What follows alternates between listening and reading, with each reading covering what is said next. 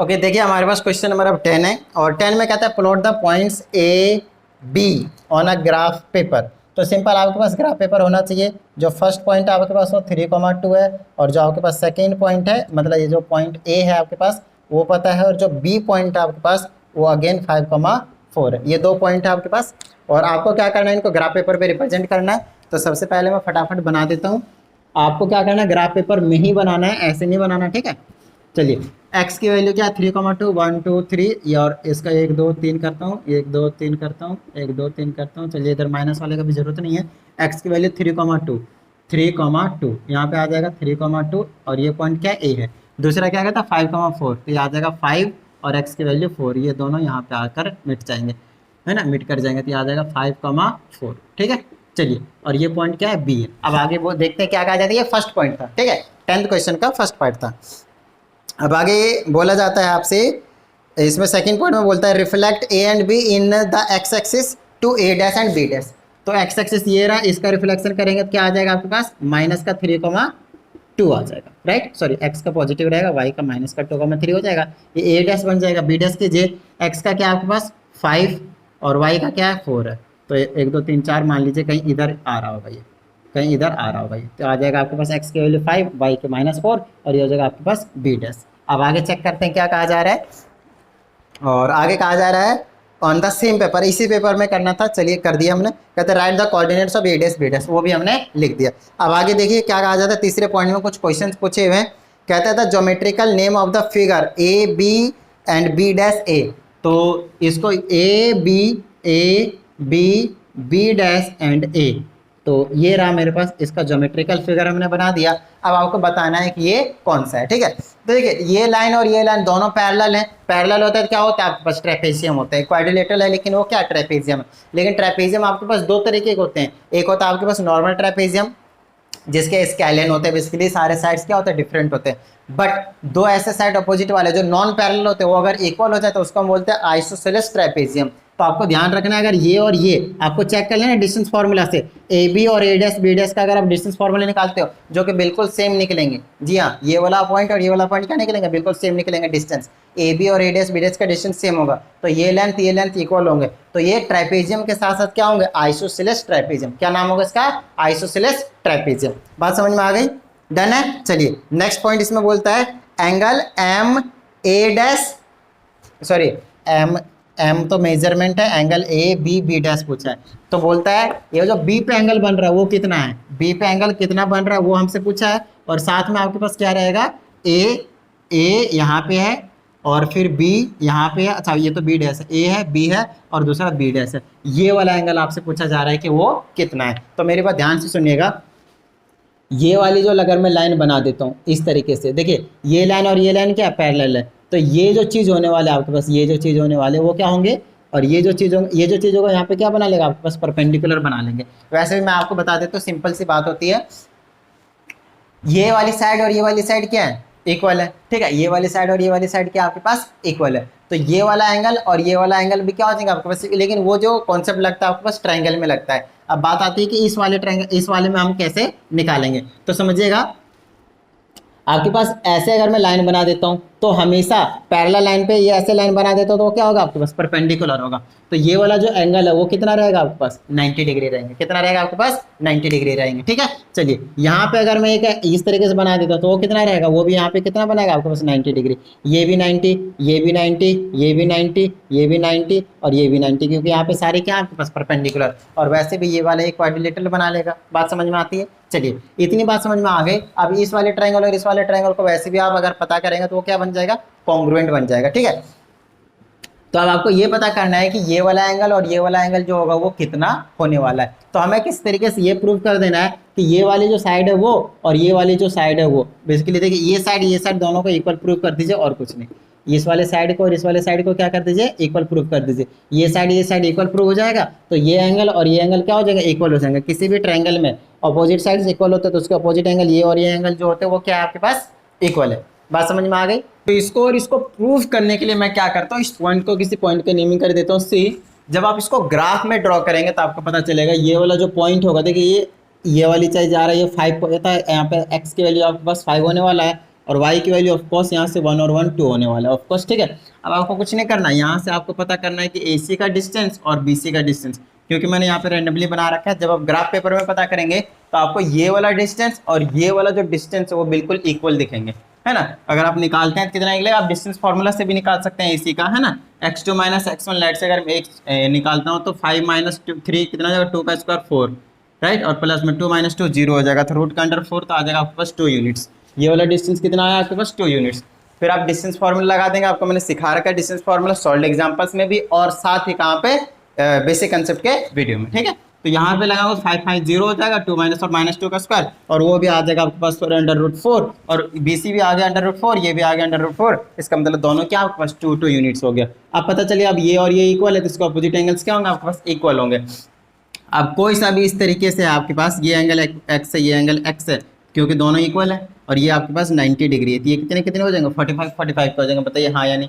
और वैसे भी इसको हम क्या कहते हैं, आइसोसेलेस राइट ट्रायंगल। क्या कहते हैं इसको, आइसोसेलेस राइट ट्रायंगल। आइसोसेलेस क्यों, क्योंकि दो साइड इक्वल होते हैं, क्या है 90 डिग्री राइट एंगल ट्रायंगल। बात समझ में आ गई।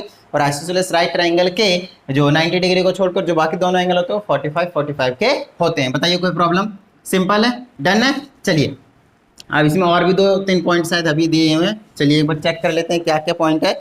तो ये पॉइंट आपके पास सी कहता था, image A dash of A when reflected in the origin. तो ए देख लीजिए कहाँ है, ए है, यहाँ पे ए है, इसका ओरिजिन से रिफ्लेक्शन ले लीजिए और उसको ए डबल डैश की नेमिंग कर दीजिए।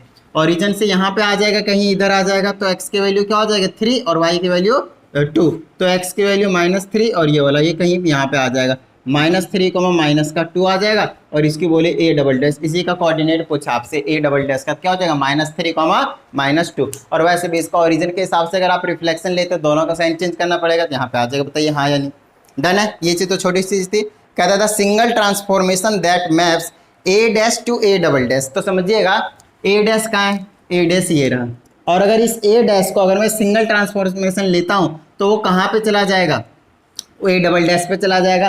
तो बोला जा रहा है वो कौन सा ऐसा एक्सिस है, कौन सा ऐसा ट्रांसफॉर्मेशन करा आपने कि ये जो ए डैश है वो ए डबल डैश पे मैप हो गया, मतलब उसी के ऊपर जाकर बैठ गया। बात समझ में आती है।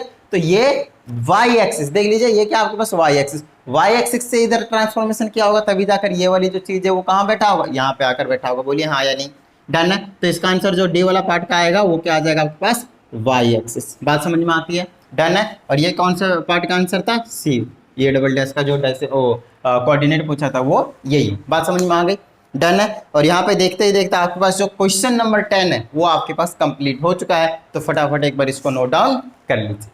ओके, तो अब देखते हैं हमारे पास क्वेश्चन नंबर 11 है। कहता है पॉइंट पी एंड क्यू है, कोऑर्डिनेट्स को 2 पॉइंट्स है हमारे पास क्वेश्चन नंबर 11 में। पॉइंट पी जो आपके पास वो 0,5 है, और जो पॉइंट क्यू है आपके पास वो -2,4 है। ठीक है, 2 पॉइंट्स गिवन है। कहता है अब इसमें फर्स्ट पार्ट में आपके पास आंसर पूछा हुआ है। कहता है P is invariant when reflected in an axis, name the axis. तो कहता है P को अगर मैं इनवेरिएंट रखना चाहता हूँ, मतलब रिफ्लेक्शन ले लेता हूँ किसी भी एक्सिस के थ्रू, किसका 0,5, तो आपके पास वो 0,5 ही रहना चाहिए। इनवेरिएंट का मतलब क्या है, अगर आपने किसी एक्सिस के थ्रू इस पॉइंट का रिफ्लेक्शन लिया है तो आपको वही पॉइंट मिलेगा विदाउट एनी चेंज, राइट। तो अब आपको ये बताना है कि कौन सा ऐसा एक्सिस को जिसके थ्रू लिया गया। तो समझिएगा, आपसे मैं स्टार्टिंग से कहते हुए आ रहा हूँ बेसिक कंसेप्ट वाली वीडियो से, जिस भी एक्सिस पे होगा और उसी एक्सिस के थ्रू रिफ्लेक्शन लिया जाए तो वो एक इनवेरिएंट पॉइंट होता है। ये कौन से एक्सिस का पॉइंट है, एक्स की वैल्यू 0 है, वाई का समथिंग वैल्यू है, तो वाई एक्सिस का पॉइंट है। मतलब अगर मैंने इसका रिफ्लेक्शन वाई एक्सिस में लिया होता तो ये डायरेक्टली सिर्फ यही देता, और ये क्या रहता है, ये इनवेरिएंट रहता। तो हमसे ये पूछा है कि कौन से एक्सिस के थ्रू रिफ्लेक्शन इसका लिया गया होगा, वाई एक्सिस के थ्रू लिया होगा। बात समझ में आ गई, डन है। चलिए नेक्स्ट पॉइंट कहता है find the image of Q on reflection in the axis found in first part. तो अभी ये जो आंसर था वो फर्स्ट पार्ट का था। तो कहता है फर्स्ट पार्ट में जो भी एक्सिस आया है उसके थ्रू आप रिफ्लेक्शन ले लीजिए किसका, क्यू का, और फिर बता दीजिए पॉइंट क्या आएगा। तो समझ लीजिए सेकंड पार्ट का आंसर क्या आएगा, Q मेरे पास कितना है -2,4, और इसका रिफ्लेक्शन लेना उस एक्सिस के थ्रू जिस एक्सिस का आंसर आपका जो आंसर आया जो एक्सिस का वो फर्स्ट पार्ट में आया, ऑफ कोर्स वाई एक्सिस। तो वाई एक्सिस निकाल दीजिए। जब वाई एक्सिस का निकालते क्या होता है, एक्स का साइन चेंज होता है, तो एक्स का पॉजिटिव होगा, वाई को हम छेड़ेंगे ही नहीं, ये आपके पास आंसर हो जाएगा। बताइए कोई प्रॉब्लम, डन है। चलिए तीसरे पार्ट में ग्राफ की जरूरत नहीं पड़ी है अभी तक। तो फिर कहता है 0, k on reflection in the origin is invariant, right the value of k। तो कहता है आपके पास 0, k आपके पास कोई पॉइंट है और इसका हमने रिफ्लेक्शन ले लिया ओरिजिन के थ्रू। क्या ले लिया? ओरिजिन के थ्रू। तो अपने को बताना है ओरिजिन के थ्रू हमने ले लिया तो क्या आएगा, ऑफ कोर्स चेक कर लेते हैं, दोनों का साइन चेंज कर देंगे तो 0, -k आ जाएगा। अब कहता है कि ये दोनों है वो इनवेरिएंट है, इनवेरिएंट, इन दोनों को कहा जा रहा है कि इनवेरिएंट है। तो बताइए k की वैल्यू क्या होगी। देखिए इनवेरिएंट का मतलब ये है कि यहाँ पे जो वैल्यू है वो यहीं पे रहा है और यहाँ पे जो वैल्यू है वो यहीं पे रहा है, मतलब कुछ भी चेंज नहीं हुआ है। हालांकि ओरिजिन के लेने के बाद बोला गया कि वो इनवेरिएंट है, इस बात का आपको समझना है, ठीक है। तो 0, 0 तो सही है, तो k किसके इक्वल हो जाएगा? -k के इक्वल हो जाएगा। तो k will be equal to negative of k। तो यहाँ से k की वैल्यू निकाल दीजिए, इधर ले आइए तो k आ जाएगा k + k equal to 0। k की वैल्यू निकालिए 2k इक्वल टू 0, यहाँ से k की वैल्यू निकाल दीजिए 0 अपॉन समथिंग कुछ भी रहता है, ये डिवाइड में चला गया ना, 0 ही आंसर आता है। तो k की वैल्यू क्या रहेगी? 0 रहेगी। मतलब अगर आपके पास 0, 0 रहेगा, यहाँ पे भी 0, 0 रहेगा, तब जाकर वो क्या रहेंगे? इनवेरिएंट रहेंगे ऑफ कोर्स। बात समझ में आ गई? डन है। अदरवाइज आप किसी एक्सिस के थ्रू इसका निकालिए, किसी एक्सिस के थ्रू इसका निकालिए, सेम एक्सिस के थ्रू दोनों के निकालिए तो आंसर सेम नहीं आएगा। बात समझ में आ गई? ठीक है, तो मतलब वो इनवेरिएंट नहीं रहेंगे। तो इनवेरिएंट रहने के लिए दोनों जगह आपके पास k की वैल्यू क्या होनी चाहिए? 0 होनी चाहिए। बताइए कोई प्रॉब्लम? ये थर्ड पार्ट है। और कोई पार्ट है? हाँ, एक पॉइंट और है इसमें। कहता है write the coordinates of the image of q। तो देखिए यहाँ पे हमने ये जो निकाला था पहले पार्ट में एक्सेस हो गया और q का हमने लिया था, तो इसको मैं q डबल डैश कह सकता हूँ, सिंगल डैश कह सकता हूँ, q डैश है ना, क्योंकि इसी का हमने क्या लिया था? रिफ्लेक्शन लिया था। अब आगे देखते क्या कहता है, write the coordinate of the image of q। तो कहता है q का कोऑर्डिनेट का इमेज बताना है, obtained by reflecting it or reflected it in the origin followed by the followed by reflection in x axis। तो बताना x r नॉट, यही चीज बताना, r o बताना। समझिएगा, जब भी आपसे ऐसा बोला जाए, जो कि मैंने आपके पास कॉम्बिनेशन मतलब कंबाइंड रिफ्लेक्शन में आपको कंसेप्ट में बताया हुआ है कि होता क्या है, अगर ऐसा बोले इसका मतलब क्या है? Reflection in the origin followed by the x axis. तो ये पहले पढ़ते हैं बाद में ये पढ़ते हैं, ठीक है, इस तरीके से पढ़ते हैं इसको। तो यही चीज़ आपको निकालनी है और जब ये चीज़ निकालनी होती है तो आपसे मैंने बोला था सिंपली वाई एक्सिस निकाल दें, याद कीजिए, है ना। स्टार्टिंग में लास्ट वीडियो को जब स्टार्ट कर रहा था 12B एक्सरसाइज, जब भी मैंने आपको ये चीज़ बताया था, तो आप इसका रिफ्लेक्शन ले लीजिए वाई एक्सिस के थ्रू और कुछ नहीं, ठीक है। तो रिफ्लेक्शन y -2, 4 लेंगे तो क्या आ जाएगा? तो ये आ जाएगा आपके पास y एक्स का साइन चेंज हो जाएगा तो 2, 4 ही आ जाएगा, बाकी सब कुछ सेम ही रहेगा। बताइए कोई प्रॉब्लम? डन है, क्लियर है, बात समझ में आ गई। तो ये हो गया आपके पास क्वेश्चन नंबर 11। तो चलिए फटाफट इसको भी एक बार नोट डाउन कर लीजिए। तो देखिए अब क्वेश्चन नंबर 12 हमारे पास कहता है use a graph paper for this question. कहता है plot the points P Q। 2 point है आपके पास, तो फटाफट मैं इस तरीके से ड्रॉ कर देता हूँ कार्टेशियन प्लेन फटाफट। सबसे तो पहला काम यही होता है आप लोगों का, ठीक है। तो पहला पॉइंट आपके पास P, जिसको बोलते हैं 3,2, तो x की वैल्यू 3, y की 2, कहीं यहाँ पे लाई कर रहा होगा, ऐसा मैं लेट कर लेता हूँ 3,2, ये पॉइंट आपके पास P। दूसरा पॉइंट कहा जा रहा है Q और वो है -3, -2, -3, -2 कहीं यहाँ होगा, x की वैल्यू -3, y की वैल्यू -2, कहीं यहाँ पे आ जाएगा, ठीक है। चलिए -3, -2 और ये पॉइंट है आपके पास Q, ठीक है। अब देखते जाते हैं क्या क्या क्वेश्चन पूछा, उसके अकॉर्डिंग आंसर करते जाएंगे। तो इसमें कहता है from P and Q draw perpendicular PM and QN। From P and Q draw perpendicular PM and QN on the x axis. अच्छा, एक्सिस का नाम दिया, मुझे लगा नहीं दिया। P से PM ड्रॉ कर दीजिए, ये वाला परपेंडिकुलर, ये M हो गया, और Q से N ड्रॉ कर दीजिए, ये हो गया QN हो गया। ये परपेंडिकुलर्स ड्रॉ करने हैं आपको, ठीक है। अब आपसे बोला गया है क्या, वो चीज़ चेक कर लेते हैं आगे।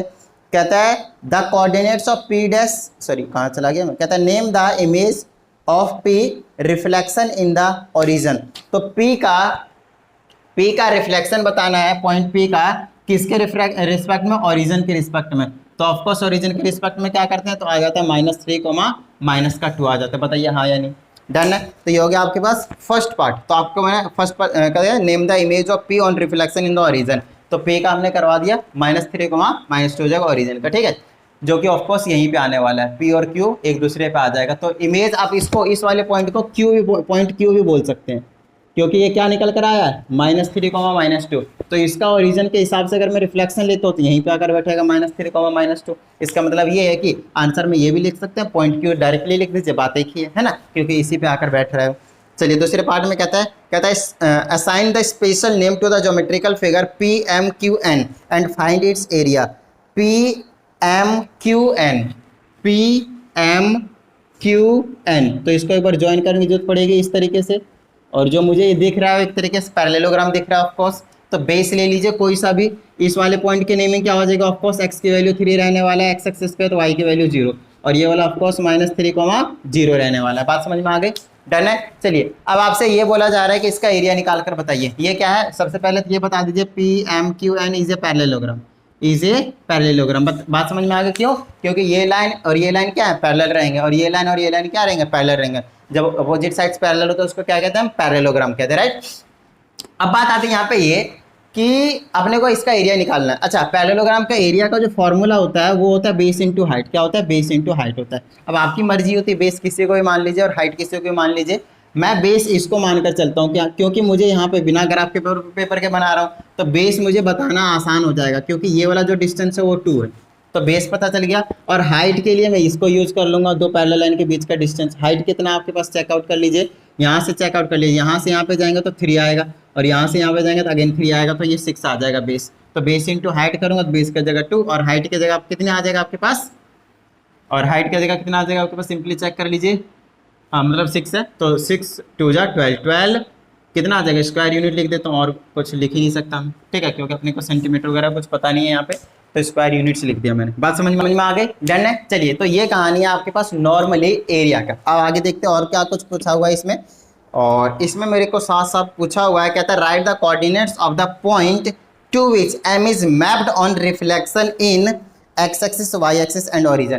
कहता है अगर मैं एम, ये जो एम पॉइंट है उसका अगर मैं रिफ्लेक्शन लेता हूं तो किस पे जाकर बैठेगा वो चीज बताना है। एक तो पहला बोला एक्स एक्सिस का, एक्स एक्सिस के थ्रू रिफ्लेक्शन लीजिए।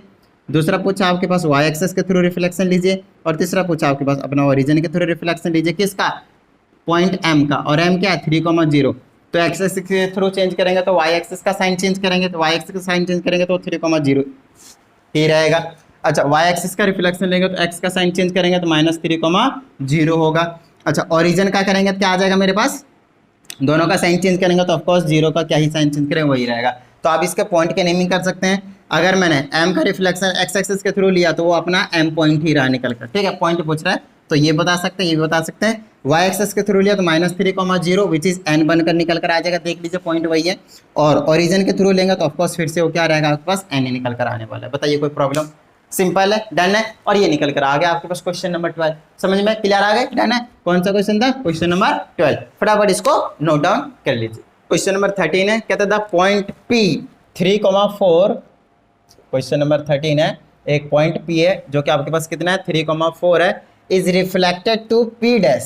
तो यहाँ पे P डैश पे बन जाता है, और किससे रिफ्लेक्शन करवाया है, एक्स एक्सिस से करवाया हुआ, ठीक है। और बाद में कहा जा रहा है तो ये वाला P डैश की वैल्यू अपने को पता करना है, तो ऑफकोर्स मैं क्या बोलूँगा, तुरंत मैं कर देता हूँ एक्स एक्सिस थ्रू, तो y का साइन चेंज कर दूंगा 3,-, अपने को P भी पता चल गया, P डैश भी पता चल गया।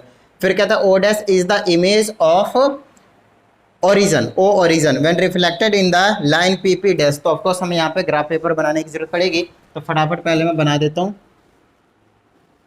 इस तरीके से, ठीक है। चलिए, मैक्सिमम वैल्यू कितनी है यहाँ पे 3,-4 है। चलिए 1 2 3 4 5 6 7, चलिए आगे बढ़ा ही दिया मैंने, 2 3 4 5 6 7 कितना भी कर देता हूँ, ठीक है, इधर कर देते हैं।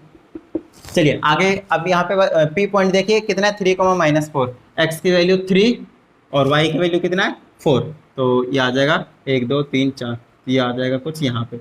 ये मैंने P पॉइंट दिखा दिया 3,4। दूसरा 3,-4 है और P डैश है, तो x की वैल्यू 3 और y की वैल्यू -4 है ना, तो यहाँ पे आ जाएगा कहीं इधर आ जाएगा, तो 3,-4, ये आ गया आपके पास पॉइंट P डैश। चलिए आगे देखते हैं। अब कहता है O डैश, सबसे पहले PP डैश बनाइए, क्योंकि यहाँ पे अपने को 1 2 3 बोला ना, तो एक्स एक्सिस पे पॉइंट 3 से जाने वाला है ये, ठीक है। PP डैश लाइन हमने बना दिया। अब देखिएगा आगे क्या कहा जाता है, कहता है O dash is the image of origin when reflected in the line PP dash.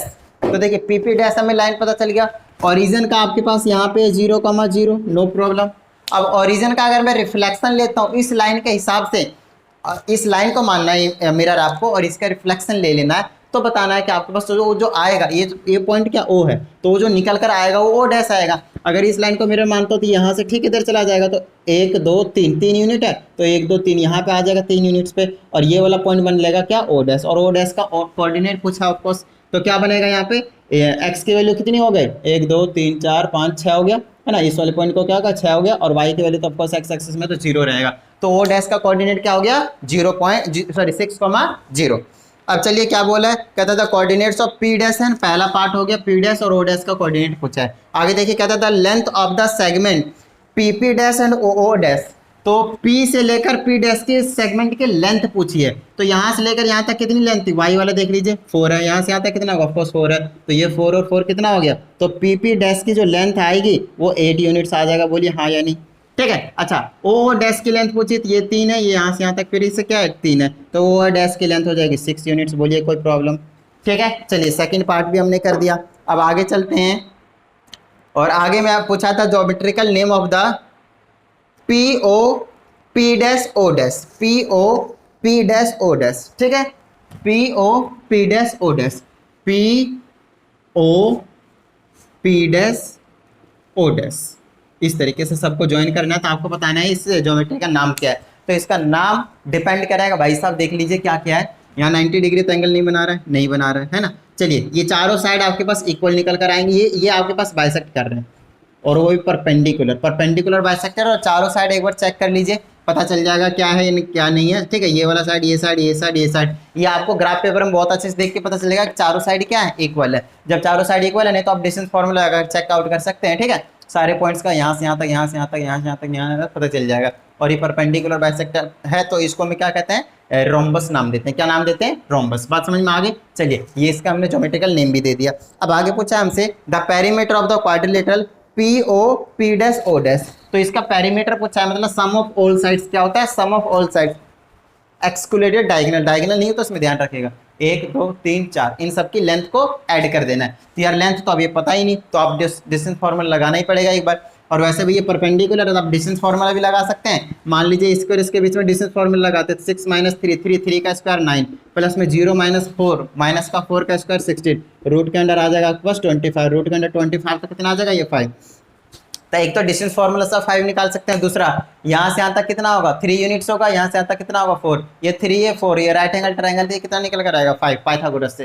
तो मर्जी आपकी, आप किसी भी तरीके से निकाल सकते हैं। अब एक साइड 5 हो गया तो चारों साइड्स कितने होंगे 5 5 5 5 5, तो जो टोटल जो पेरीमीटर निकल कर आ जाएगा, पेरीमीटर जो निकल कर आ जाएगा कितना आ जाएगा 5 × 4 दैट इज 20 यूनिट्स। बताइए कोई प्रॉब्लम, बताइए यहाँ तक कोई प्रॉब्लम, सिंपल है, नॉर्मल है। चलिए लगे हाथ कर देते हैं फटाफट। क्वेश्चन नंबर 14 छोटे से क्वेश्चन है, कहता है use a graph paper for this question. A B C D 4 point है आपके पास, छोटे छोटे से पॉइंट है, मैक्सिमम वैल्यू 5 तक जा रही है, 1 2 3 4 5, 1 2 3 4 5, 1 2 3 4 5, 1 2 3 4 5, नेगेटिव वैल्यू है भी नहीं।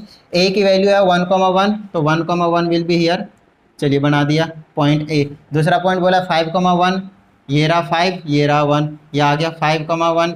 तीसरी वैल्यू हो गई 4,2, 1 2 3 4, और 4,2 कहाँ आ जाएगा यहाँ पे, ये आ जाएगा 4,2, ये पॉइंट सी हो गया। पॉइंट डी है 2,2, तो 2,2 यहाँ पे कहीं आ जाएगा, यहाँ पे आ जाएगा आपके पास 2,2, और ये पॉइंट डी है, ठीक है। इनको सबको मिला देते हैं। आगे देखा name the quadrilateral ABCD, quadrilateral की नेमिंग बतानी इस तरीके से, और साफ साफ दिख रहा है क्या, ये और ये पैरेलल है, ये नॉन पैरेलल है, तो ये क्या नाम बन जाएगा ABCD का, ट्रेपेजियम। बताइए कोई प्रॉब्लम, इससे आसान क्वेश्चन मिला क्या मिलेगा भाई। नेक्स्ट देखिए क्या कहता है, कहता है ABCD को रिफ्लेक्ट कर दो ओरिजिन के हिसाब से, तो और उसकी नेमिंग कर दो A dash B dash C dash, और उनके कोऑर्डिनेट्स बता दो।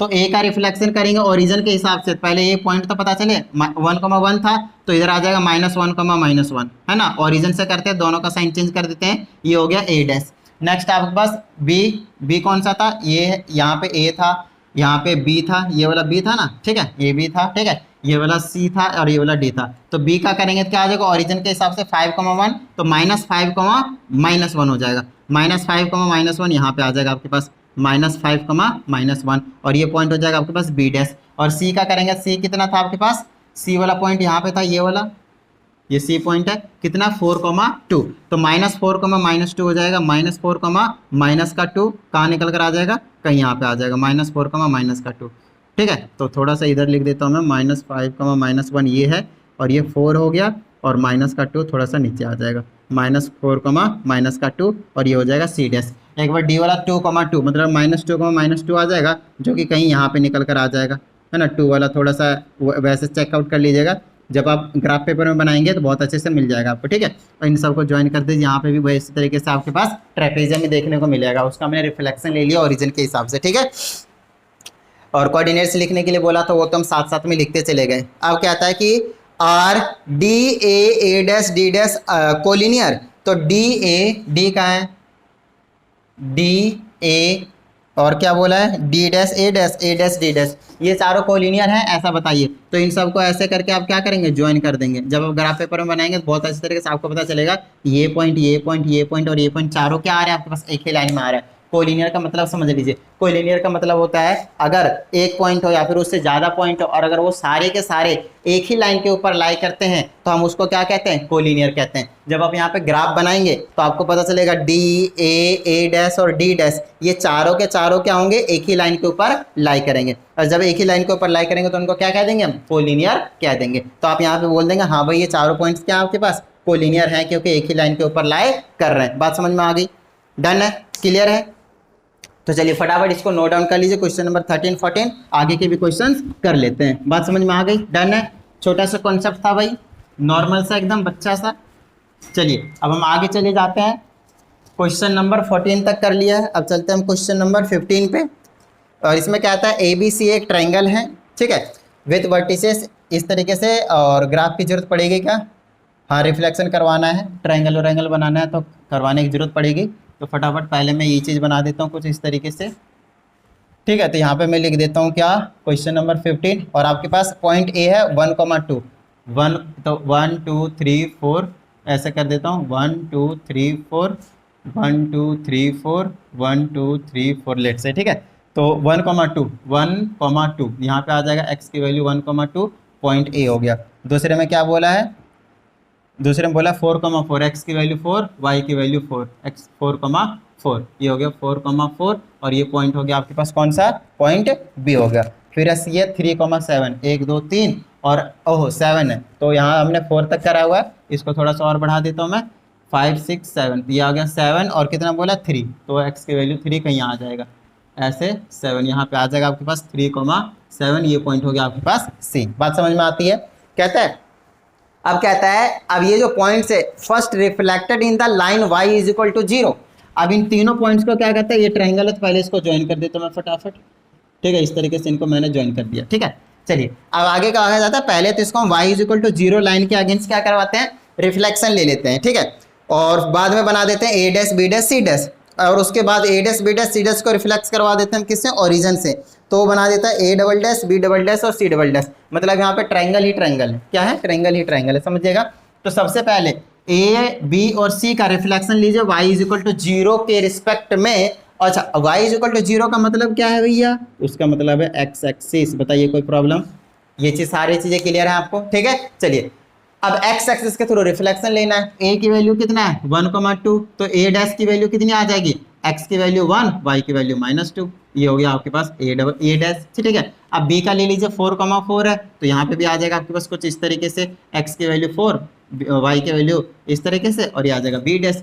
c का ले लीजिए कितना है 3,7 था ना, तो आ जाएगा x की वैल्यू 3, और इसको भी इधर बढ़ाने की जरूरत पड़ेगी 5 6 7, और यहाँ पे आ जाएगा कहीं पे 7, है ना 3 7, आ जाएगा 3,-7, और इनको ऐसे ऐसे और ऐसे मिला दीजिए। ये ट्रायंगल था ट्रायंगल ABC, ये ट्रायंगल है triangle A dash B dash और C डैश, बताइए कोई प्रॉब्लम। अब हम क्या करते हैं, A डैश B डैश और C डैश को रिफ्लेक्ट करवा देते हैं, ओरिजिन के हिसाब से कहने को बोला है, तो इसका इसका और इसका ओरिजिन के हिसाब से करवाना है, ठीक है। अब ओरिजिन से करवाते हैं तो क्या होता है आपको बहुत अच्छे से पता है, दोनों का साइन क्या होता है, चेंज हो जाता है। तो 1,2 को अगर मैं रिफ्लेक्ट करवाता हूँ तो मेरे पास बनेगा, दोनों का साइन चेंज करेंगे, a माइनस का a प्लस का, तो x का 1 बेसिकली और y का 2, तो ये कहीं पॉइंट यहाँ पे आ जाएगा, और इसका नाम हो जाएगा a डबल डैश, और ये आ जाएगा x की वैल्यू -1 y की वैल्यू 2, बताइए कोई प्रॉब्लम, सिंपल है। चलिए बी का रिफ्लेक्शन करवाते हैं, ओरिजिन के हिसाब से करने को बोला है, तो बी का पॉइंट है 4, -4, तो इसका हो जाएगा, दोनों का साइन चेंज होगा, ओरिजिन के हिसाब से करेंगे तो ये हो जाएगा -4, ये प्लस का 4, तो ये आ जाएगा माइनस का 1 2 3 4, ये हो गया माइनस का 4, और इधर आ जाएगा प्लस का 4 1 2 3 4, -4 + 4 -4 + 4, और ये हो जाएगा बी डबल डैश। बताइए कोई प्रॉब्लम? ठीक है। तीसरा आपके पास सी डैश। ठीक है, अब सी डैश का ये है ना सी डैश, तो यहाँ पे लिखा नहीं मैंने, सी डैश हो गया। ठीक है, अब इस ये जो सी डैश है हमारे पास, उसका क्या करेंगे हम, रिफ्लेक्शन लेंगे ओरिजिन के हिसाब से, तो ये माइनस ये प्लस -3, माइनस का 7, -3, प्लस का 7 होगा, तो -3 और प्लस का 7 कहीं यहाँ पे आ जाएगा, तो ये आ जाएगा -3, 7, और ये आ जाएगा सी डबल डैश। बताइए कोई प्रॉब्लम? डन है। अब इसको मिला दीजिए ये वाला ट्रायंगल। अब यहाँ पे जो ट्रायंगल बना है वो क्या बना है, A double dash, B double dash और सी डबल डैश। चलिए 3 ट्रायंगल समझ में आ रहे हैं क्या? मस्त नज़ारे देख रहे होंगे आपको, राइट। चलिए इसको आप ग्राफ पेपर में बनाएंगे ना, बिल्कुल एक्यूरेट मस्त लगेगा, एकदम कतई जहर वाली। चलिए तो अब आगे हमारे पास क्वेश्चन नंबर 15 के अब कुछ पॉइंट्स बोले हैं। कहता है write down the coordinates of A dash B dash C dash. भाई मैं तो साथ साथ में लिखते जाता हूँ, ये लोग बाद में पूछते हैं। बाद में कहता है दूसरे पॉइंट में ए डैश बी डैश और सी डैश का भी बताइए, है ना, वो चीज़ भी बता दिया हमने, पॉइंट्स कोऑर्डिनेट्स बता दिए।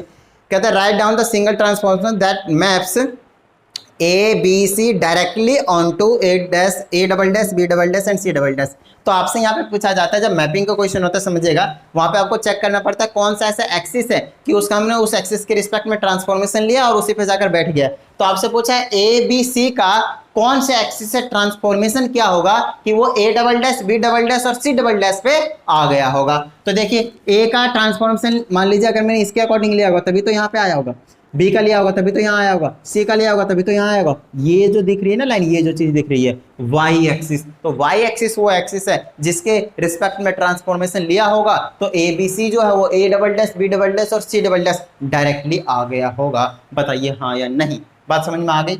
डन है। वैसे भी आप पता कर सकते हैं, पहले हमने रिफ्लेक्शन किसके रिस्पेक्ट में लिया था, एक्स एक्सिस के, है ना, तो एक्स एक्सिस के पहले लिया था, बाद में क्या लिया था, वाई के रिस्पेक्ट में लिया था, राइट, नहीं ओरिजिन के रिस्पेक्ट में लिया था, बाद में हमने ओरिजिन के, पहले इसका क्या करा था एक्स एक्सिस के, फिर बाद में क्या करा था रिफ्लेक्शन करा था ओरिजिन के रिस्पेक्ट में, तब ये आया था। अब आपको पता है जब ये आगे पीछे हो कोई दिक्कत नहीं एक्स हो तो रिफ्लेक्शन लेते हैं वाई एक्सिस, ये आंसर आपको ऑलरेडी पता है, तो यहाँ से भी आप पता कर सकते हैं और वैसे देखकर भी आप पता कर सकते हैं। बताइए कोई प्रॉब्लम? सिंपल है। तो डन, ये हो गया क्वेश्चन नंबर 15। अब चलते हैं हम कहाँ पे, क्वेश्चन नंबर 16 के पास।